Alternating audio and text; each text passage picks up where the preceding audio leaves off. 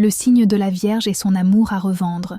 On dit souvent que la Vierge est froide, trop cérébrale, trop exigeante. Mais ceux qui pensent cela n'ont jamais été aimés par une Vierge. Car quand la Vierge aime, elle aime en profondeur. Elle n'aime pas à moitié. Elle n'aime pas pour jouer. Elle n'aime pas pour combler un vide. Son amour est discret, mais immense. La Vierge n'est pas démonstrative comme le lion, ni passionnelle comme le scorpion. Elle est constante, présente, attentive. Elle remarque les détails que personne ne voit. Elle se souvient de ce que vous aimez. Elle pense à vous avant même que vous n'ayez exprimé un besoin.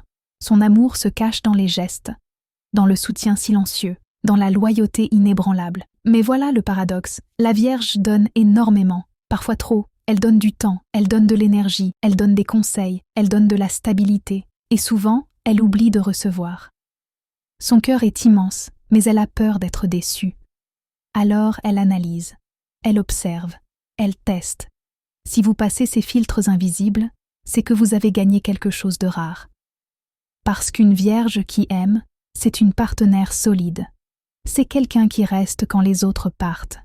C'est quelqu'un qui répare au lieu d'abandonner. Mais attention, si elle se sent trahie, utilisée ou non respectée, elle ne crie pas. Elle se ferme. Et une Vierge qui se ferme, c'est un amour qui se retire en silence. En 2026, beaucoup de Vierges vont comprendre une chose essentielle. Aimer ne veut pas dire se sacrifier. Donner ne veut pas dire s'oublier. Elles vont apprendre à poser des limites, à choisir des relations équilibrées, à recevoir autant qu'elles offrent, et c'est là que tout change. Parce que lorsque la Vierge comprend sa propre valeur, son amour devient encore plus puissant, plus sain, plus lumineux. Si vous avez une Vierge dans votre vie, dites-lui merci.